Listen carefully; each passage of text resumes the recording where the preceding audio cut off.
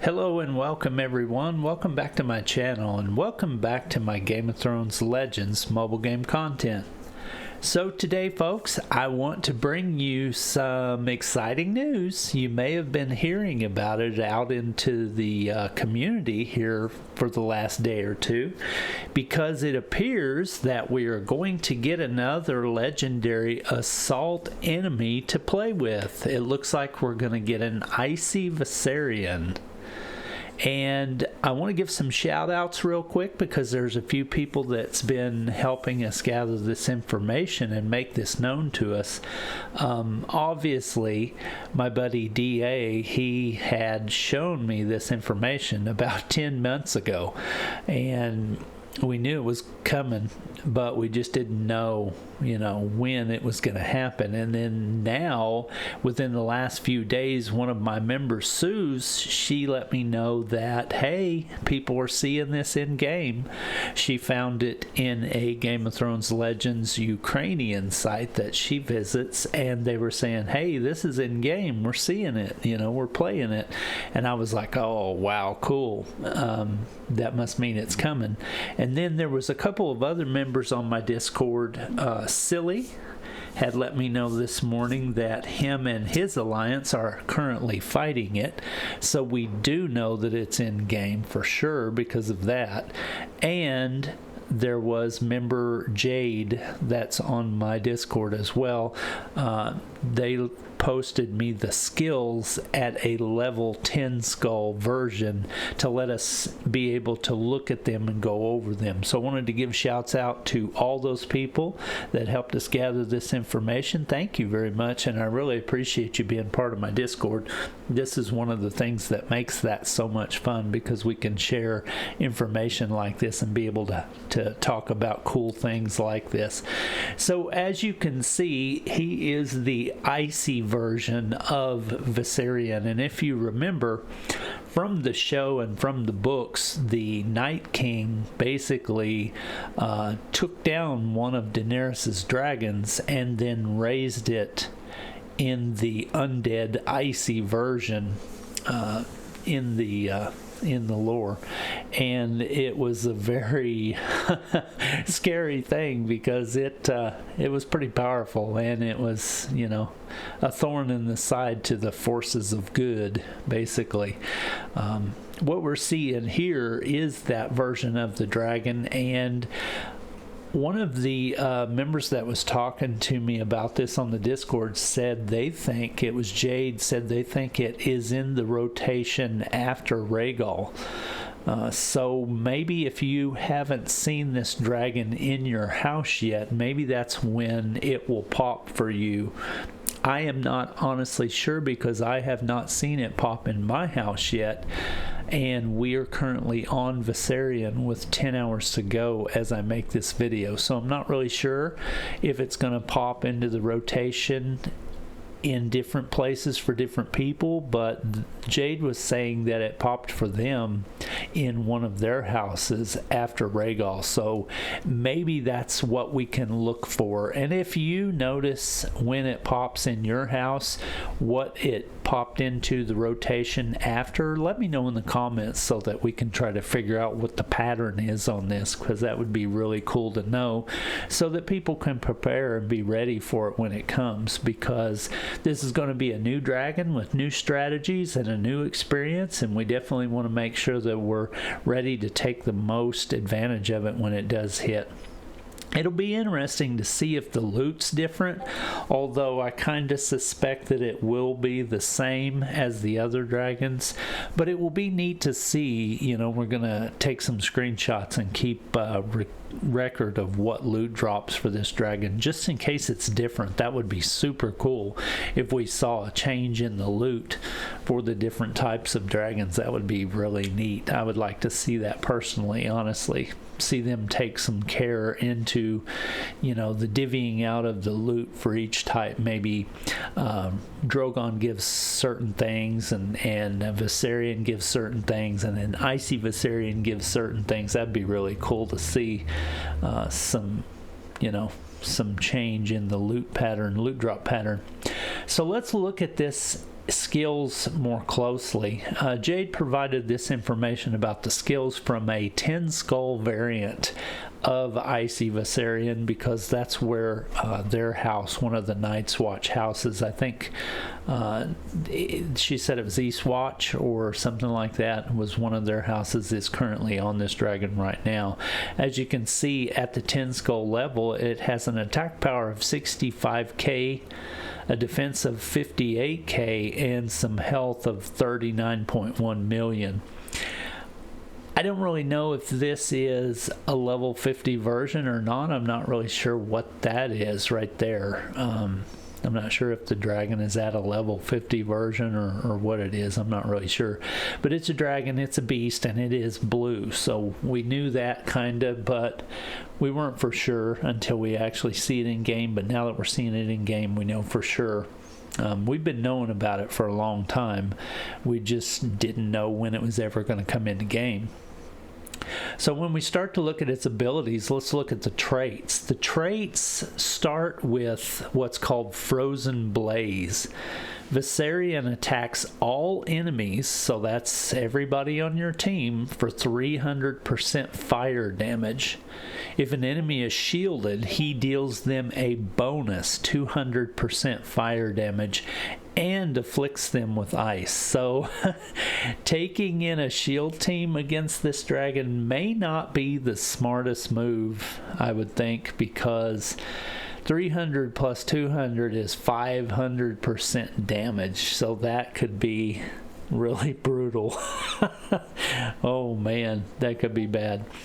Icebound 2, and remember, these skills are at the 10 skull dragon variant level. So if you're at a lower skull level like 4, 5, 6, 7, 8, 9, it may be a little bit easier for you, but these should be as powerful as it gets unless they release a different skull level of dragon at some point.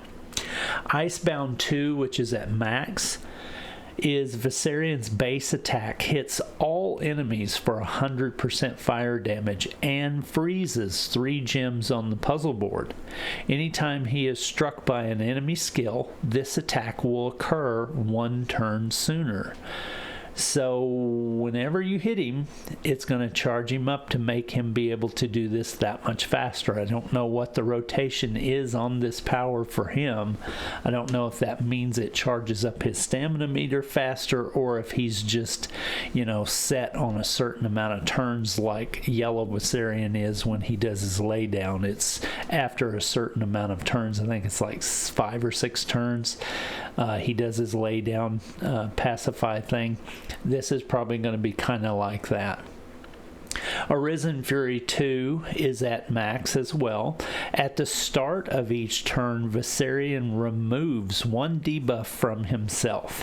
When a debuff is removed this way, Viserion gains a permanent +2 attack buff. Anytime Viserion is debuffed, he has a 50% chance to remove 1 debuff.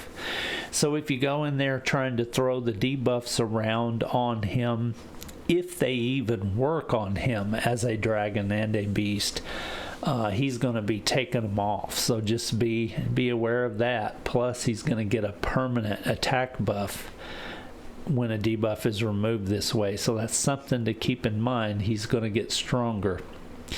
So we have In Cold Blood 2, this is another one of his abilities. It's at max. All enemies begin combat with 50% gem crit chance and plus 50% gem damage and 2 ice. So it's kind of a trade-off on this one. He's actually buffing you, and that's kind of unusual, but he's giving you the ability to do more gem damage crits and more gem damage. So that's pretty cool, actually, that you get a little bit of a bonus out of this, and it's not all terribly bad. But you do start with 2 ice, so that means that he has a really good chance of getting you brittle, and if he does, it's game over pretty much at that point, because he's doing so much damage that if by some chance you get brittle, you're in big trouble. So yeah, just be ready for that. Eternal Winter 2 is also at max. Every 2 turns, Viserion has a 33% chance to spawn 3 Eternal Winter gems, and we'll talk about that Eternal Winter ability here in just a minute. Ice and Fire 2 at max. At the start of combat, Viserion afflicts the enemy team with 1 fire. When an enemy becomes brittle, Viserion attacks them with 1 fire and strikes them for 200% attack physical damage for each target the fire has. Oh, for each fire the target has, I mean.